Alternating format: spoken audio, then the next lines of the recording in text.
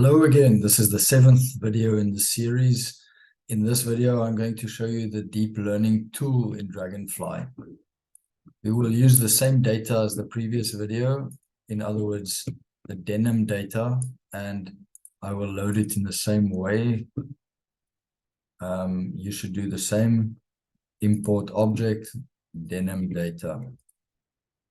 So we will do exactly the same thing, except we won't use this time the segmentation wizard. We will use the deep learning tool, which does the same thing in a different way. It was the first deep learning tool developed in Dragonfly, and it gives you more capability to change parameters, so more for advanced users. And when you're not interested in adding data and working interactively. So the approach to use is you select a slice and you create a mask. You create a multi-ROI, first of all. We want to create some ground truth data within the main Dragonfly interface. So we create a new ROI as a multi-ROI. So this is let's call it the ground truth data, with 3 classes: background, background, small fibers, big fibers. So a 3-class multi-ROI. Let's say for simplicity, we select slice 400 and we use this slice as a ground truth data. In fact, yeah, let's just use the full slice. And what we do is you can give them names if you want, but the order is important. In this case, we will do the same as before. We just paint in one slice using an Otsu brush, and we will pump the small fibers, wrong way around there, sorry. Upper Otsu, not lower Otsu, so we want to do that. We want to do that, and we want to do that.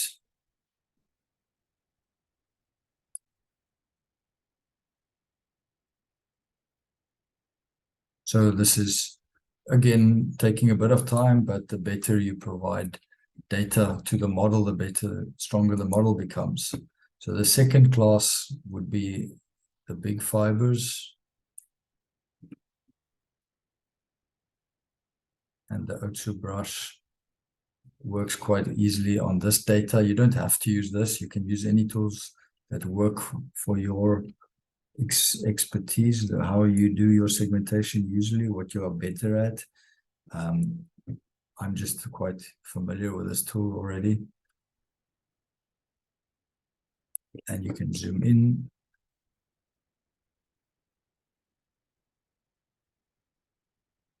So the focus of the video here is not the accuracy of the model exactly, but we do want it to I want to show you that it does work within a reasonable time.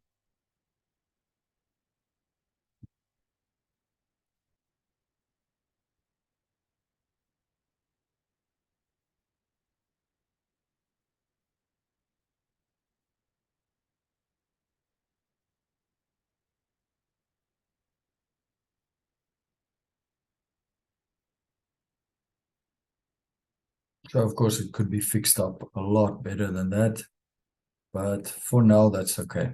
And for the background, we're going to say add all unlabeled voxels to class as before. So now we have this multi-ROI of one slice, and we need also to define a mask, which is telling the model in which slices, just a regular mask, in which slices are we interested in, which slices contain the ground truth. So in this case, we need to use a full brush just to paint the entire slice of interest. You could go to another slice. Let's say slice 250 and add a slice here, just one slice. And this is now, your mask is now comprising 2 slices that we will give input to, but we need to paint this frame. As you noted, the add all pixels to unlabeled voxels to class adds background pixels to all slices, but that's no problem because we are telling it what with a mask which slices are relevant, but we do need to paint the first two classes here again in the other slice. So we do this. You can put the blue off if that's confusing. It's just a way to see that. Just to it's not changing the data when we put it off.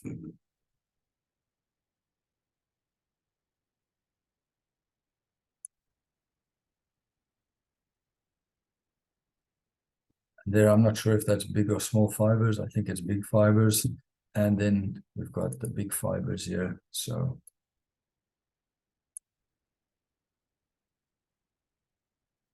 there, I will fix that in a minute.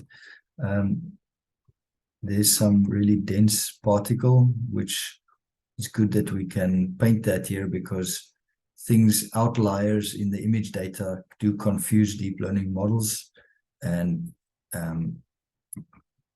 it's better to have a variety of data in your training data. So I'm making some mistakes here, but I will fix them.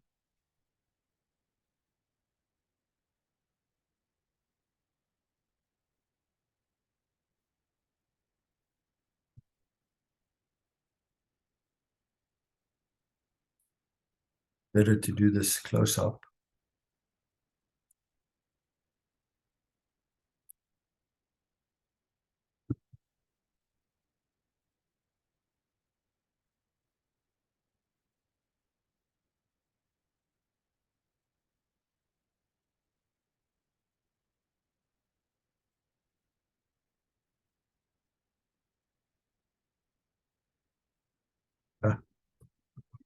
Right, so this takes a bit of time, but there we are.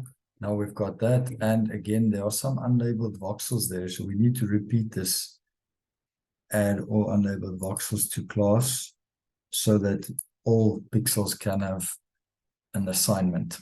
And now we've got the data prepared for applying deep learning. So we can go to artificial intelligence, deep learning tool.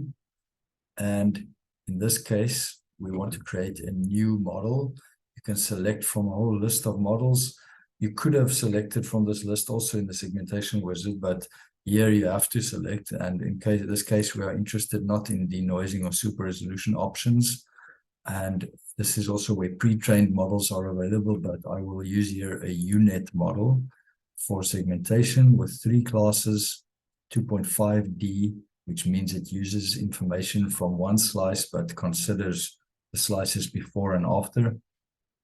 And we call this the deep learning tool training of 22 February. And you generate this model.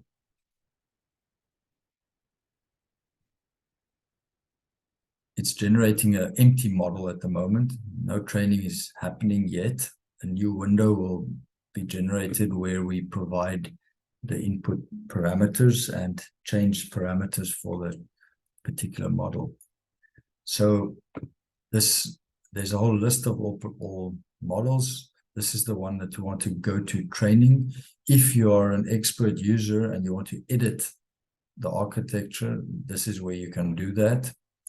I'm not, I was supposed to just go to training. So in this case, this deep learning training is now not anymore loaded to memory. Let's just load it again, then go to training. And this is where we put our input parameters. The input image is the denim data channel. The output is the ground truth data. So this is our ground truth, what we want to have as an output from a model with the mask. So we select the mask and put the ground truth data there. Here we can increase the data augmentation. So default is 10. I would say that's a good value. The more you make it, the augmentation, the slower the training process is, but the better the result.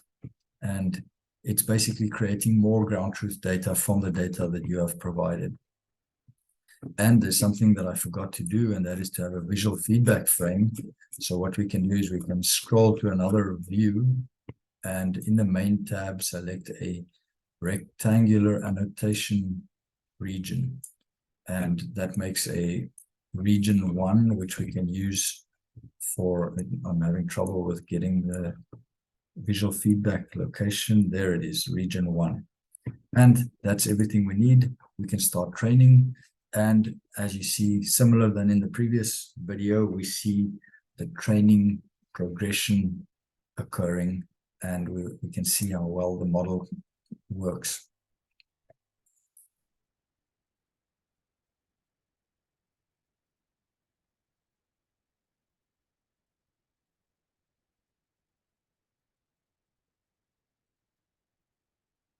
And that's it. So the preview frame is already determining what is background and what is fiber, not distinguishing small and big fibers yet.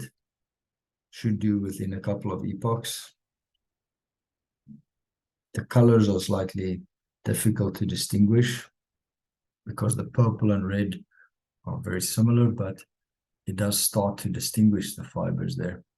And generally, you should leave a model to train for at least 30 to 50 epochs.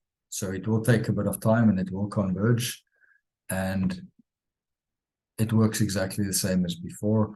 At the end, your model is trained and you can use it within the main context once it's been trained. So that's it. I'm going to stop the video here. I'm going to stop the training here as well. And I hope you can try to repeat these steps by yourself. You can also, once you've stopped, you can make a video of your training process. So this is where the export movie option is. So I don't want to save any of that, but that's it for this video. Thanks for watching.